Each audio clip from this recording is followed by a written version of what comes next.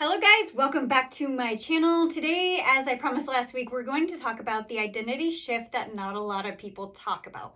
So I'm going to say the quiet part out loud because I am in that chapter myself. So if you're a woman in what I like to call midlife mastery, there's a lot changing. So this could be women in their 40s to their 60s, maybe even beyond, and sometimes maybe even before.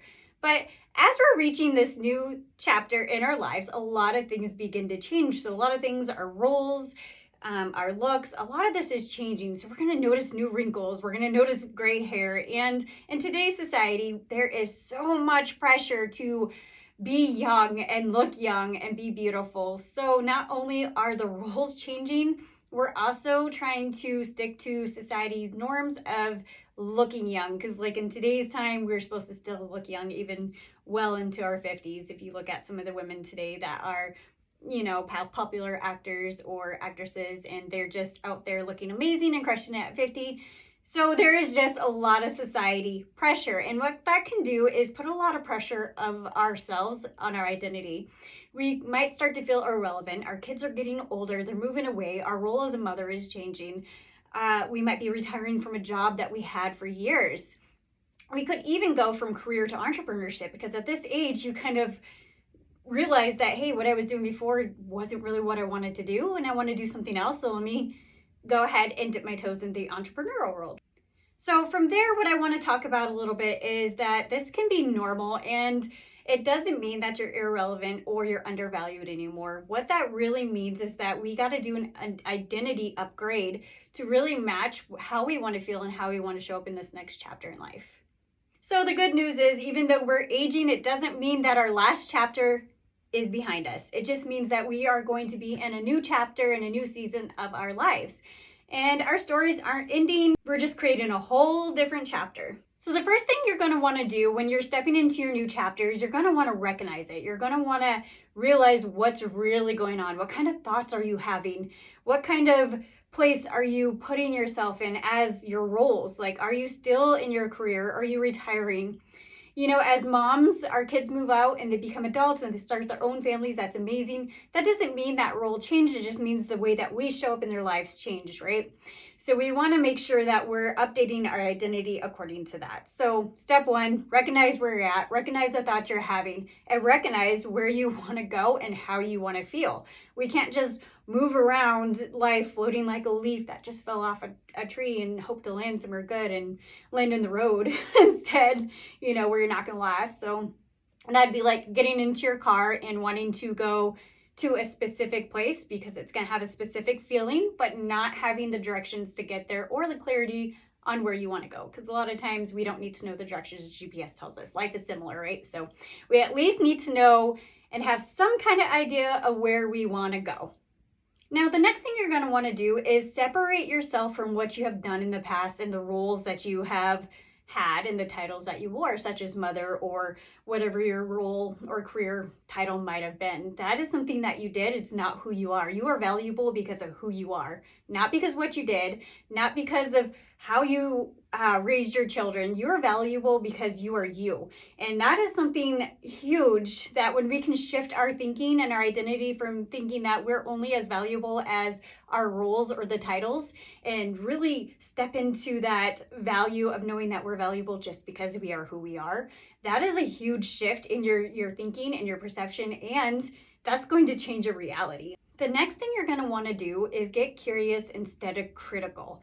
A lot of times we can look at what we perceive as shortcomings or the changes that are happening, and we can be very critical.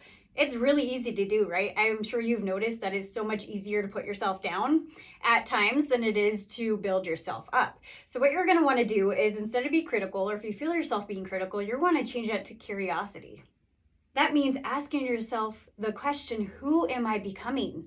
What parts of me or my last identity structures do I want to bring into my next chapter, and what ones do I want to change? So just get curious, learn to get to know yourself better. As a wife and a mother, I found that it was very hard to know who I was because of how busy life can get. And the hardest thing was figuring out, who am I underneath it all? Who am I under the labels? Who am I under the roles I play? who am I? And this can be one of the hardest questions that we sit with and can take a while. So don't be hard on yourself, but do start with the question, who am I becoming? Because that's really going to help you get more clear on who you are and who you're becoming in the next chapter.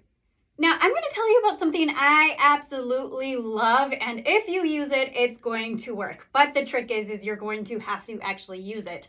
And I've been guilty myself of not using it all the time, but that's okay, because as long as you start using it, even if you stop, you can start again, and it works amazing, and it does wonders on your brain. Because our brain is not set in cement, like you don't have to think a certain way and behave a certain way. It's actually something called neuroplasticity, and we're able to rewire our brain to work with us. So a good way to actually start that is called the cancel method. Now, what this is that anytime you're having a negative belief, a negative thought, something pops up and you start to have doubts, what you do is you simply say cancel before you even complete that thought or that doubt.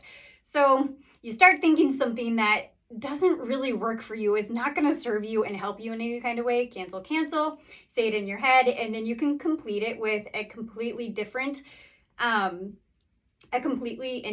different ending, such as something that's positive, even neutral, and you can even make it a little bit more fun and have an affirmation that you want to say instead of completing that. So for example, if I'm having a negative thought and I want to change that, I can say cancel, and then start my affirmation, I am, and something that you want to actually achieve or how you want to show up. And remember, when you're doing this, repetition is key, because you are rewiring your brain. But if it really was a one and done thing, anybody and everybody would be living their best life simply and easily. The good news is that with repetition, it does get easier, because you are rewiring your brain, and that is the path that is going to start taking more and more.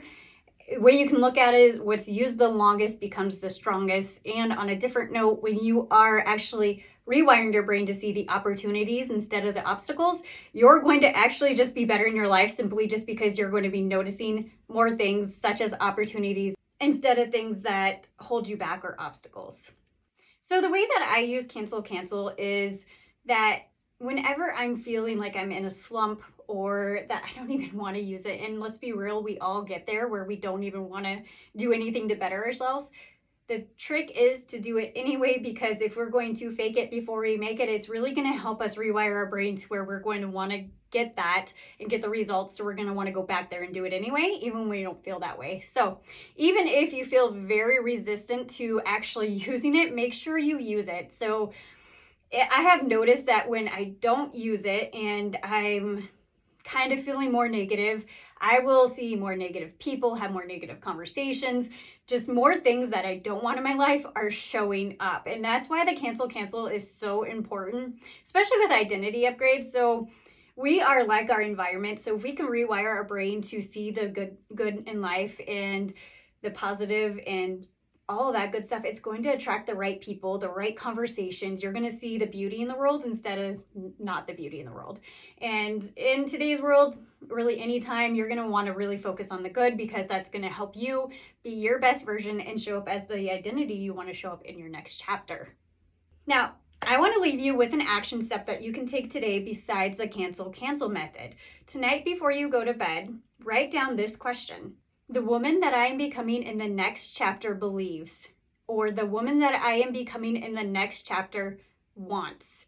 And you could even say the woman I am becoming shows up as. All this does is help you get a little bit more clear on how you want to show up and what you really want in your next chapter. Because we have enough going on in our life, I want to keep it simple. The cancel method and this one question to help get clarity on who you are and where you're going is really going to help you. So make sure you stay tuned for next Tuesday. We're going to talk more about identity, next chapters for the woman who is in her midlife mastery. And remember, it is meant for you too.